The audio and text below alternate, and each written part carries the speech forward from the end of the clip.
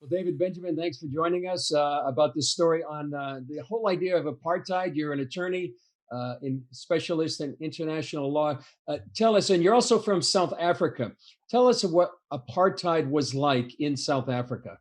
Right. Well, obviously, I wasn't a victim of apartheid. You could have said I enjoyed the fruits of apartheid, but I was certainly a witness to the iniquities of that terrible system. And let me be absolutely clear, I've been living in Israel for the last 30 odd years, and there is absolutely nothing in common between the system of apartheid that applied in the old South Africa and the current situation in Israel. There's plenty of room for criticism about Israel today, but to compare it with apartheid is outrageous, and it's libelous. In fact, you could call it even a blood libel because it's so completely inaccurate and non-representative of the truth. Yeah.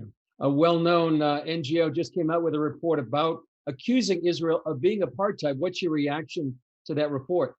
Well, my first reaction is, again, being familiar with what apartheid really was, is that this is an affront to all the victims of the real apartheid, because to compare the situations is completely untenable, and it's quite clearly being done for a political motive.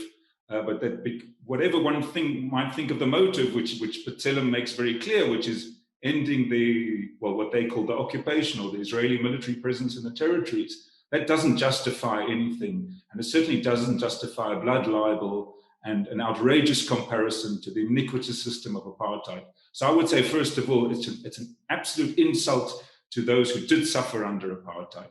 Well, David, how would you describe the status right now of Israeli Arabs living within Israel?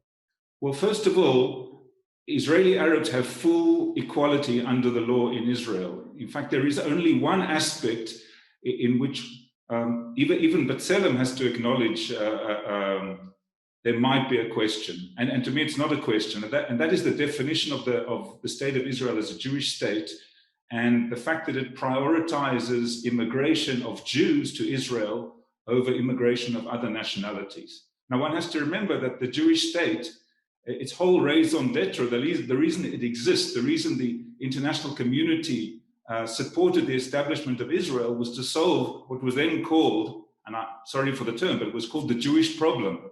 The fact that Jews were simply unwelcome in so many countries in the world, and almost everywhere where Jews were living, they were subject to persecution.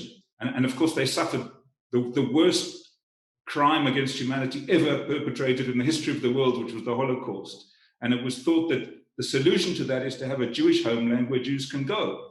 So in other words, that's just part of the definition of Israel, is that Jews can immigrate to Israel. That does not make Israel an apartheid society, and it certainly doesn't harm the rights of people who are not Jews who live in Israel. One thing that people that accuse Israel of being an apartheid state is the wall, and they see they call that an apartheid wall, and they also talk about the lack of access from Palestinian Arabs into Israel. How would you address that? What the wall means? The optics look very bad, but how would you explain the presence of the wall? Yes, it's unpleasant. The optics, as you say, are not good. We would love to live in a world where walls were unnecessary, but in the reality, when that wall was built, where there were tens of terrorist attacks every day, there was over 1,000 Israeli victims of suicide bombings. That wall brought about effectively pretty much the end of the suicide bombings. So it's a security-based consideration. It's nothing to do with supremacy of one group over the other, or racism, or anything like that.